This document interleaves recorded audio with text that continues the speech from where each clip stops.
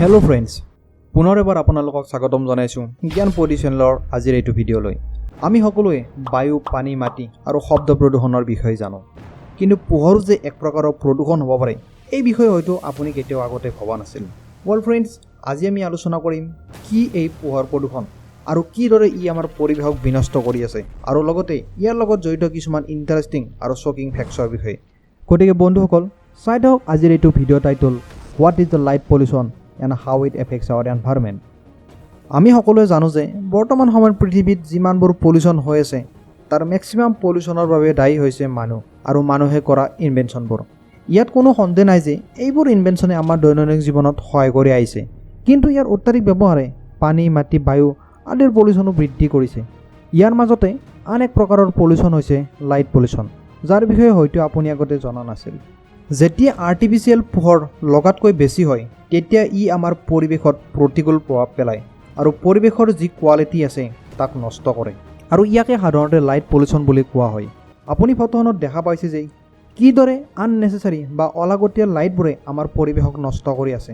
ফটোখনত আমি দেখা পাইছোঁ যে আমাক কেৱল এইখিনি পোহৰৰে প্ৰয়োজন হয়, আৰু বাকী যি আপোনালোকে গ্লেয়াৰ জ'ন, লাইট ট্ৰিপাছ আৰু আপৱাৰ্ড ৰিফ্লেক্টেড লাইট দেখা পাইছে, এইবোৰ হৈছে আমাক প্ৰয়োজন নোহোৱা পোহৰ।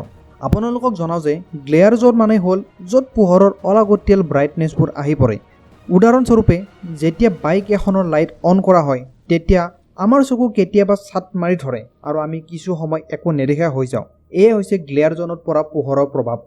আৰু লাইট ট্ৰিপাছ মানে হ'ল য'ত পোহৰৰ প্ৰয়োজন নহয় তাতো যদি পোহৰ পৰে তেতিয়াহ'লে সেই ঠাইখিনি বা সেই জ'নটোক লাইট ট্ৰিপাছ বুলি কোৱা হয়। আৰু যি পোহৰ মাটিত পৰি ওপৰলৈ ৰিফ্লেক্টেড হৈ যায়, এই পোহৰটোৱে আমাৰ ইক'চিষ্টেমক ক্ষতি কৰে।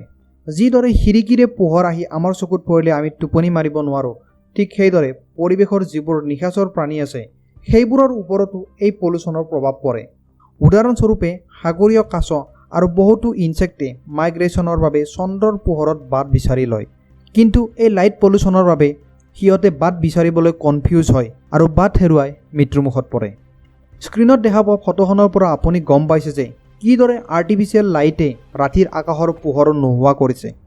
আপোনালোকক জনাওঁ যে জাৰ্মানীত কৰা এটা ৰিচাৰ্চৰ মতে লাইট পলিউশ্যনৰ বাবে এটা ৰাতিত প্ৰায় 100 কোটিতকৈও বেছি ইনছেক্ট মৃত্যুমুখত পৰে।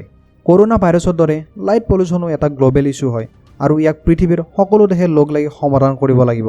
ইয়াৰ মাজতে আপুনি জানি সুখী হ'ব যে 1993 চনৰ পৰা 2013 চনলৈ ভাৰতবৰ্ষৰ দুখন ৰাজ্য অসম আৰু মধ্যপ্ৰদেশত এই লাইট পলিউশ্যনৰ মাত্ৰা কমি আছিল, আৰু এই দুখনে হৈছে ভাৰতবৰ্ষৰ এনেকুৱা ৰাজ্য য'ত বায়ু প্ৰদূষণৰো মাত্ৰা কম।